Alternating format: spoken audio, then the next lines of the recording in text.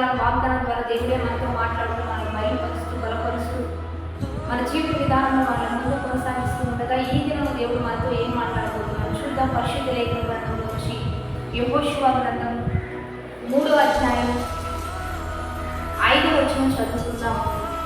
యెహోషువ, రేపు యెహోవా మీ మధ్య అద్భుత కార్యములు చేయడం కనుక మిమ్మల్ని మీరు పరిశుద్ధపరచుకునుడని జనులకు ఆజ్ఞ ఇచ్చేది.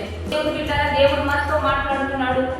యెహోషువతో మాట్లాడిన దేవాది దేవుడే ఈ ఉదయకాలంలో మనతో మాట్లాడబోతున్నాడు. దేవుడు మీ మధ్య అద్భుత కార్యములను చేయబోతున్నాడు కనుక మిమ్మల్ని మీరు పరిశుద్ధపరచుకోండి. ఈరోజు దేవుడు బిడ్డరా, దేవుని యొక్క గొప్ప కార్యాలు మనం చూడాలి అంటే, దేవుని యొక్క అద్భుత కార్యాలను మనం చూడాలి అంటే, ఆశ్చర్య కార్యాలు మనం చూడాలి అంటే మనలో ఉండాల్సింది తగ్గింపు, దీనత్వము, వినయ మనస్సు.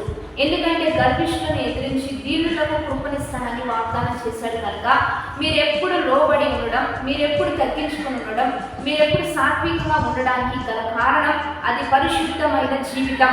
ఎందుకంటే ప్రభువైన యేసుక్రీస్తు తన పోలిక యందు తన స్వరూపమందు మనల్ని సృజించాడు. దేవాది దేవుడు, మనందరం కూడా దేవుని యొక్క స్వరూపమై ఉన్నాం.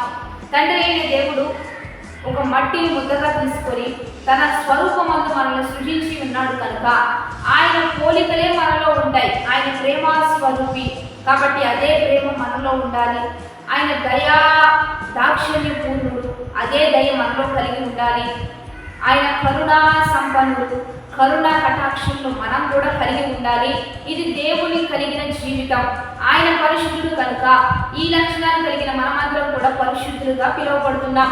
ఎవరైతే ఈ పరిశుద్ధమైన జీవితాన్ని జీవిస్తూ నడుస్తూ ఉన్నారో ఖచ్చితంగా వారి పట్ల దేవుడు అద్భుతాలు జరిగిస్తాడు.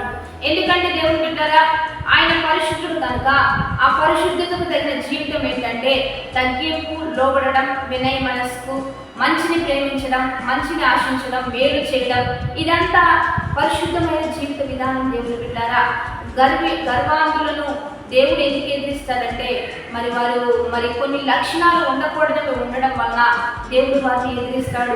అందుకని దేవుడు అంటున్నాడు, మీరు పరిశుద్ధపరచుకుంటే మీ పట్ల కార్యాలు. బైబిల్ గ్రంథంలో ఎస్తేర్ను మనం చూస్తూ ఉంటే చాలా తగ్గించుకునే వ్యక్తి, చాలా దీన మనస్కురాలు, చాలా లోబడే వ్యక్తి.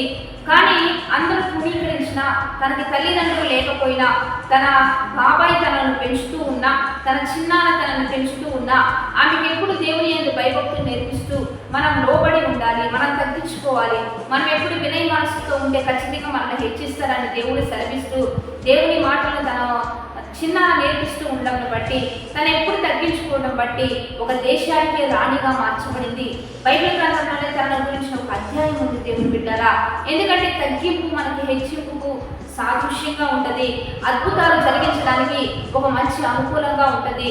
దావీదును మనం చూస్తూ ఉంటే అన్నదంతలో కూడా చాలా కోపము, చాలా ఆవేశము, చాలా సమయానుకూలంగా ప్రవర్తించేవారు. అయినప్పటికీ దావీదు మాత్రం చిన్నోడు, తండ్రి ఏం చెప్తే చేసేవాడు, అన్నల్ని ప్రేమించేవాడు, అన్నల్ని గౌరవించేవాడు, ఎక్కడికి వెళ్ళమన్నా వెళ్ళేవాడు, తండ్రి అప్పగించిన పని చాలా నమ్మకంగా చేసేవాడు, యథార్థంగా నడుచుకునేవాడు. అంటే తగ్గింపు మనసు, లోబడే మనసు, వినయ మనస్సు, ఇటువంటి వ్యక్తిని కూడా దేశానికి ఒక అధిపతిగా దేవుడు లేవనెత్తాడు, హెచ్చించాడు, ఆశీర్వదించాడు. యోసేపును మనం చూసినా అతడు కూడా అన్నల్ని ప్రేమించేవాడు, తండ్రి మాట వినేవాడు, తండ్రి చెప్పినట్లుగా చేసేవాడు. కనుకనే యోసేపు కూడా ఆశీర్వదించబడి ఒక దేశానికి ప్రధానిగా దేవుడు హెచ్చించినట్లుగా నీ లోబడే మనసు, నీ తగ్గింపు హృదయం, నీ ప్రేమ కలిగిన హృదయం, నీ పరిశుద్ధమైన జీవితం ఒక దేవుని యొక్క అద్భుతాలు జరిగించే విధముగా దేవుడు నీ పట్ల గొప్ప కార్యాలు జరిగిస్తాడు. దేవుడికి ఎవరు కృప చూపుతాడంటే, ఎవరిని హెచ్చిస్తాడంటే, ఎవరి పట్ల అద్భుతాలు చేస్తాడంటే ఎవరైతే తగ్గించుకుంటారో, ఎవరైతే సరెండర్ అవుతారో, ఎవరైతే దేవుడి ప్రేమలో ముందు కొనసాగుతూ ఉంటారో, ఎవరైతే ఇతరులను ప్రేమిస్తూ ఉంటారో వీరి పట్ల ఖచ్చితంగా అద్భుతాలు జరిగించబడితే, ఖచ్చితంగా సూచక్రియలు జరిగించబడితే. కాబట్టి మనసు మనం కలిగి, క్రీస్తు యేసు కలిగిన ఈ మనసు మనం కూడా కలిగి ముందు కొనసాగుదాం. వాగ్దానం బట్టి ప్రార్థన చేద్దాం. ఈ మనసు మనము కలిగి ముందు కొనసాగుదాం. వాగ్దానాన్ని బట్టి ప్రార్థన చేద్దాం.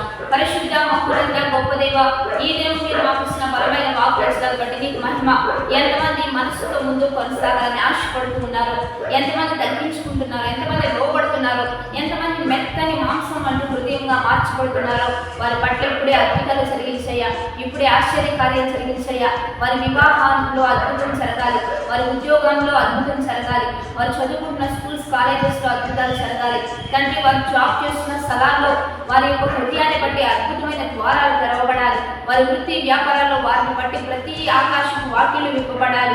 వారి కలిగిన సమస్తం ఉన్నతంగా దీవించి ఆశీర్వదించి హెచ్చించినట్లుగా మీరే సహాయం చేయమని, ఈరోజు బర్త్డేస్ మ్యారేజ్ చేస్తున్న వారికి దీవెన శుభములు కలుగు చేయమని ప్రభువైన యేసుక్రీస్తు నామం పేరిట అడిగి వేడుకొని ప్రార్థిస్తూ ఉన్నాము గొప్ప తండ్రి. ఆమేన్. మంచి లైక్, షేర్, కామెంట్ చేస్తూ దైవికంగా సిద్ధపడదాం. దేవుని బిడ్డల ప్రతి ఉదయకాలం 4:30 నుంచి 5:30 వరకు లైవ్ ఇస్తున్నాం. మీరందరూ కలుసుకోండి, మనందరం కలిసి దేవుని నామాన్ని మహిమపరుద్దాం. Have a blessed day. Amen.